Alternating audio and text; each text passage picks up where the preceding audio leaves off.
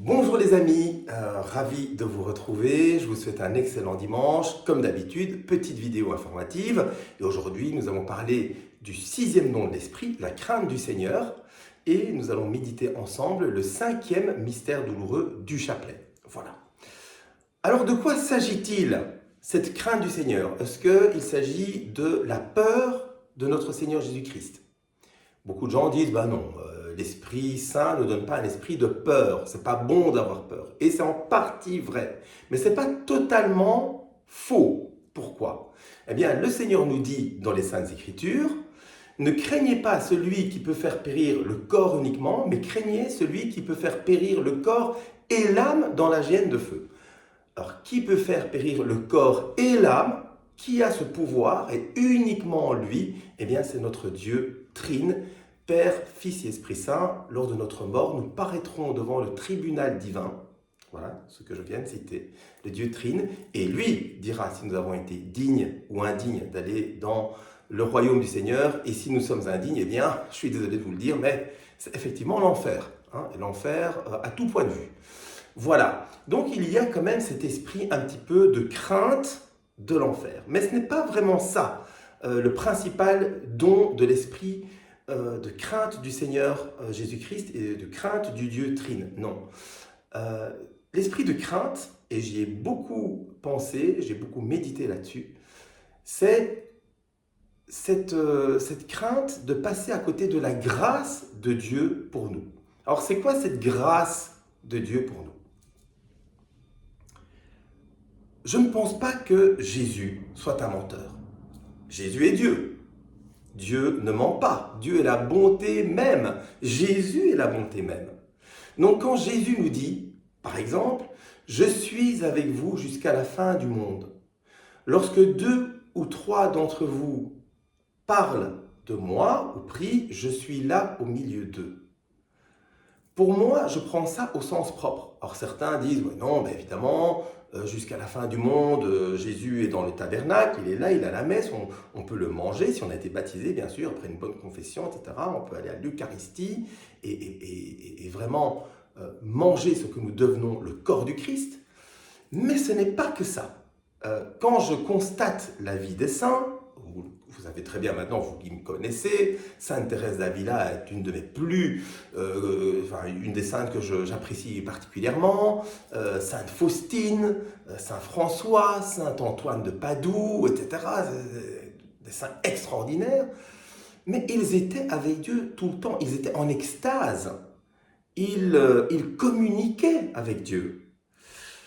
Est-ce que vous, qui me regardez, est-ce que vous communiquez avec Dieu? Est-ce que vous l'entendez? Est-ce que vous êtes en extase? Non. Si vous l'êtes, mettez dans le commentaire, ici en bas. Oui, moi j'ai des extases, moi je communique avec Dieu, il m'a montré des choses, je prophétise, voilà. Personnellement, non, je ne suis pas, entre guillemets, encore en extase. Je ne communique pas encore avec Dieu de façon bilatérale. Oui, c'est bilatéral, mais c'est plutôt de l'ordre de je prie et je constate ce que Dieu me dit dans mon quotidien, dans ce que je vis. Mais je n'ai pas une communication directe, par exemple des locutions intérieures, où je n'entends pas sa voix, comme a pu l'avoir par exemple le prophète Samuel dans l'Ancien Testament. Mais c'est ça que nous devons rechercher. Si Dieu dit qu'il est avec nous en permanence, si on vous dit, et si Dieu vous dit, je suis là à côté de toi, simplement il y a juste un voile qui nous sépare, toi et moi, ça veut dire qu'il faut faire quelque chose dans notre quotidien pour arriver à cela. Et il faut avoir cette crainte de se dire, mais tiens, est-ce que ce que je fais dans ma vie, dans mes actes, dans mes prières, dans mon vécu, dans mon rapport avec les autres, dans mon rapport avec Dieu, est-ce que c'est vraiment ça que je dois faire pour communier vraiment avec lui et pour que je le découvre? Reprenons depuis le départ, nous sommes nés, nous n'avons pas vu Dieu, nous ne l'avons pas touché, nous n'avons pas communiqué avec lui. Et puis nos parents ont eu cette responsabilité de nous inculquer la foi. Ou pas, ou peut-être qu'on l'a découvert au gré de notre vie. Mais une fois qu'on a découvert la foi, est-ce que nous faisons le nécessaire pour profiter pleinement de la grâce de Dieu, de notre Seigneur Jésus-Christ. Par exemple, est-ce qu'on prie convenablement? Prie-t-on convenablement? Le Seigneur nous dit souvent, oui, si je ne réponds pas à vos prières, c'est parce que vous priez à côté. Vous ne demandez pas les bonnes choses. Et je me suis dit, mais comment Jésus priait? Et qu'est-ce qu'il disait dans ses prières? Alors on a quelques exemples. Parfois on n'a pas d'exemple. Il partit dans la montagne la nuit et il priait. Là on ne sait pas ce qu'il disait au Seigneur Dieu, à son Père. Mais on sait au jardin de Gethsémani, la prière, Seigneur, si tu peux, éloigne de moi cette épreuve, mais que ta volonté soit faite. Et cette volonté, eh bien, il le redit dans le Notre Père.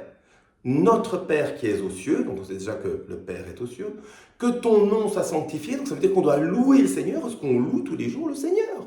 Est-ce que quand on se lève le matin, on dit Seigneur, gloire à toi, sois loué, Seigneur, que ton nom soit loué hautement et saintement. Que ton règne vienne, souhaite-t-on, que le règne de Dieu vienne ici sur terre, pendant cette période complètement trouble? Je ne sais pas. Que ta volonté soit faite sur la terre comme au ciel. Volonté commençant par nous-mêmes. Donne-moi, Seigneur, de faire au quotidien, à la minute, ta volonté. Donne-nous aujourd'hui notre pain quotidien. Allons-nous tous les jours à la messe? Notre pain transsubstantiel, notre pain qui vient du ciel. Est-ce que nous avons ce désir d'avoir le pain qui compte vraiment, Jésus-Christ, tous les jours? Pardonne-nous nos offenses, comme nous pardonnons aussi à ceux qui nous ont offensés. Pardonnons-nous. Est-ce qu'on demande au Seigneur Jésus pardon en one-to-one tous les jours? Est-ce qu'on va au sacrement de réconciliation, à la confession, chaque mois, ou chaque semaine, ou chaque 2 semaines? Voilà. Ne nous soumets pas à la tentation, Seigneur, s'il te plaît, ne me soumets pas à la tentation. Préserve-moi, Seigneur, de toute tentation, afin justement que je ne pêche pas, qui est justement l'objet de ce don du Saint-Esprit. Être dans la grâce du Seigneur, et donc ça commence par éviter le péché. Et délivre-nous du mal, Seigneur, fais en sorte qu'un jour, eh bien, Satan parte, qu'il ne soit plus là. Par exemple, récitons la prière à Saint Michel Archange. Saint Michel Archange, défendez-nous dans le combat, soyez notre secours contre la malice et les embûches du démon, que Dieu exerce sur lui son empire, nous vous en supplions, etc., etc. Voilà. Est-ce que nous faisons cette prière? Voilà. Ça, on sait que Jésus dit que c'est la bonne prière à adresser au Père. Disons-nous cette prière du Notre Père souvent. Et on peut même séparer. Seigneur Jésus, que ta volonté soit faite. Eh bien, on peut méditer simplement sur ce paragraphe du Notre Père pendant même plusieurs jours. Se poser la question tous les jours, est-ce que je fais la volonté du Seigneur? Enfin voilà, donc le don de la crainte de Dieu, c'est vraiment essayer d'être en communion avec lui pour profiter de ses grâces.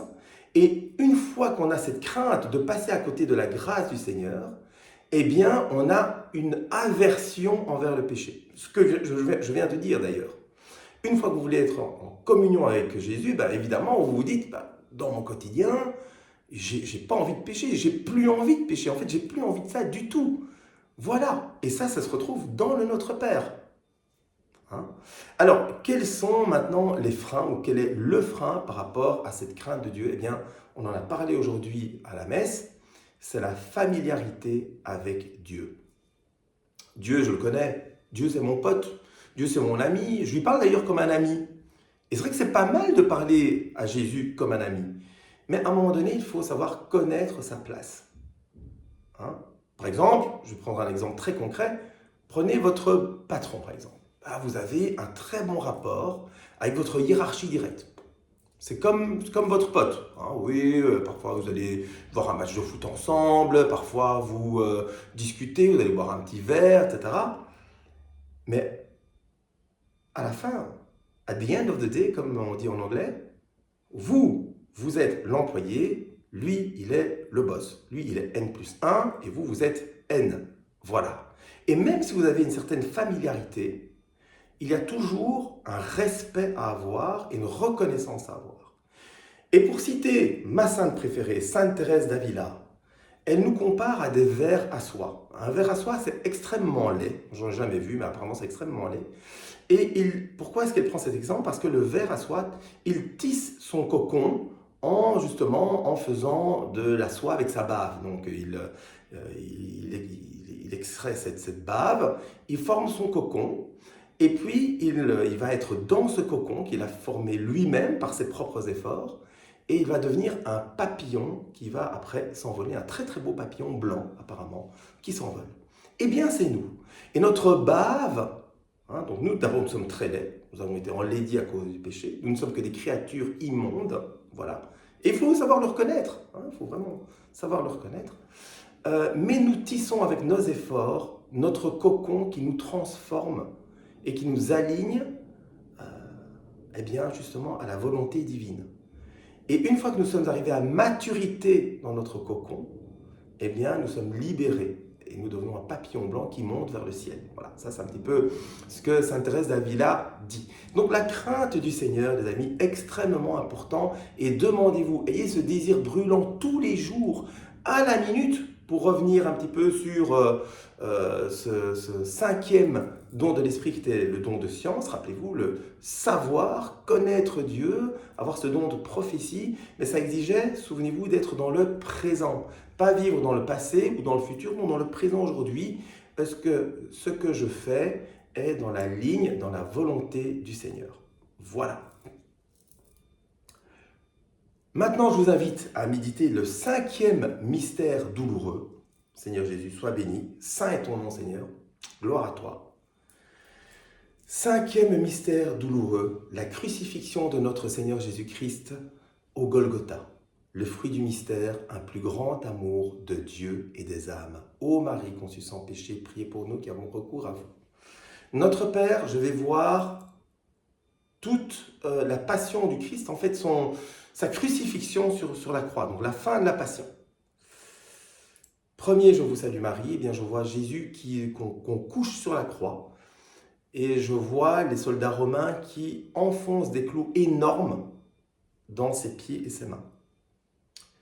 Deuxième, je vous salue Marie, j'entends la première phrase de Jésus sur la croix. Ô Seigneur, pardonne-leur car ils ne savent pas ce qu'ils font. Troisième, je vous salue Marie. Deuxième parole de Jésus sur la croix. En vérité, je te le dis, aujourd'hui tu seras avec moi au paradis. Et ça, c'est très important parce que ça s'adresse à nous. Ça s'adresse à nous pour autant qu'on ait la même clairvoyance que le bon larron sur la croix qui a dit « Seigneur Jésus, souviens-toi de moi quand tu seras au paradis ». Après qu'il ait reconnu devant le mauvais larron que Jésus, lui, n'avait rien fait. Alors que lui et le mauvais larron avaient fait des choses de mal. Parce que nous reconnaissons pécheurs. Et après s'être reconnus pécheurs, parce que nous demandons au Seigneur qu'il se souvienne de nous au ciel. Troisième, je vous salue Marie. Quatrième, je vous salue Marie. Troisième parole du Christ. Femme, voici ton fils. Fils, voici ta mère. Très important aussi, je vous rappelle cette parole de Saint Louis-Marie Grignon de Montfort qui disait « Celui qui n'a pas Marie pour mère n'a pas Dieu pour père ». Pour mes amis protestants qui me regardent. Cinquième, je vous salue Marie. Quatrième parole du Christ, j'ai soif. Soif de quoi? Soif de vinaigre qu'il a reçu sur la croix? Non. Soif d'eau? Non. Soif d'amour. Parce que nous donnons au Seigneur Jésus-Christ l'amour qu'il exige, parce que lui nous a donné 100, 200%, 1 million de pourcents de ce qu'il avait sur la croix pour nous sauver, pour te sauver, toi, et pour me sauver, moi, personnellement. J'ai soif. Sixième, je vous salue Marie, eh bien je vois les soldats romains qui, ayant entendu cette phrase, lui donnent ce fameux vinaigre. Septième, je vous salue Marie, eh bien j'entends la cinquième parole du Christ. Mon Dieu, pourquoi m'as-tu abandonné? Huitième, je vous salue Marie, j'entends la sixième parole du Christ. Tout est consommé. Voilà, j'ai tout fait. J'ai obéi entièrement à ce que mon Père m'a demandé. Voilà. 9e, je vous salue Marie, eh bien j'entends la 7e parole du Christ en croix. Seigneur, entre tes mains, je remets mon esprit. Quelle humilité! Dieu, le Fils qui dit à son Père, je te remets mon esprit. Incroyable. Et 10e, je vous salue Marie, je vois le soldat romain qui transperce le cœur de Jésus, cœur duquel coule immédiatement de l'eau et du sang, signe de notre baptême et de notre rédemption dans le sang du Christ. Lavons notre âme dans le sang de l'agneau, dit-on dans l'Apocalypse. Gloire soit au Père et au Fils et au Saint-Esprit, comme il était au commencement, maintenant et toujours, et dans les siècles des siècles, ainsi soit-il. Voilà les amis, la semaine prochaine, nous verrons le 7e don de l'Esprit, nous verrons de quoi il s'agit. Nous commencerons un nouveau chapelet, les mystères glorieux, mon chapelet préféré aussi avec les mystères douloureux. En attendant, souvenez-vous, pour ceux qui ne sont pas encore baptisés, baptême catholique. Si vous êtes baptisé, confession régulière. La confession régulière, ainsi que rester devant le Saint-Sacrement et tous les sacramentaux, vraiment éloignent le malin de vous et vous font vivre dans la grâce. Et puis évidemment l'Eucharistie le plus souvent possible. Je vous y invite, je vous souhaite une excellente journée, un très bon dimanche et à la semaine prochaine.